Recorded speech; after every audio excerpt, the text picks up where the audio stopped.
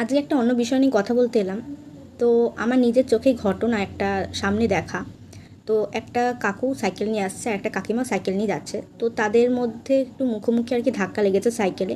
তো সেই কাকুর ধারণা মানে কাকিমাটি মানে সাইকেল চালাতে পারে না। তো তাকে ফট করে উনি একটা কথা বলেন যে, বুঝলেন তো ম্যাডাম, মেয়েদের রান্নাঘরেই মানায়। তো কাকুকে বলছি, মানে অনেক কাকুই আছেন বা অনেক বাড়ির শ্বশুর শাশুড়ি আছে যারা আর কি মনে করে এটা যে মেয়েদের রান্নাঘরেই মানায়, মানে বিয়ের পরও বিয়ের আগে যাই হোক তারা এটাই মনে করে।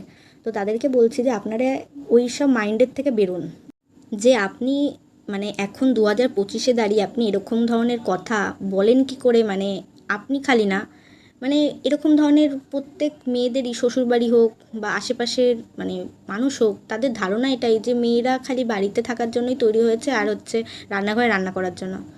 তো জানি না সেই ব্যক্তি তার স্ত্রীর সাথে কী ব্যবহার করে বাড়িতে, আমি জানি না। মানে তার মাইন্ডের মধ্যে এইসব ঢুকে রয়েছে যে মেয়েরা একমাত্র রান্না করতে পারে, আর তারা কিছু করতে পারে না, সংসার করতে পারে, ব্যাস এইটুকু।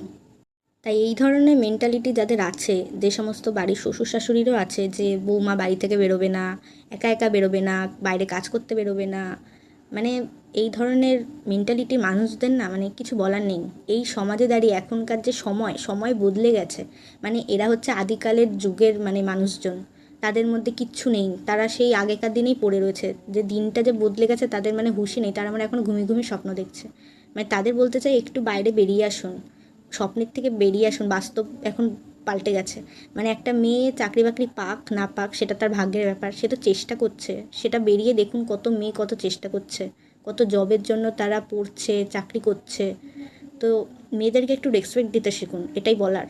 সকল মানুষকেই এটা বলার, মেয়েদেরকে একটু সম্মান দিন, দেখবেন সম্মান পাবেন।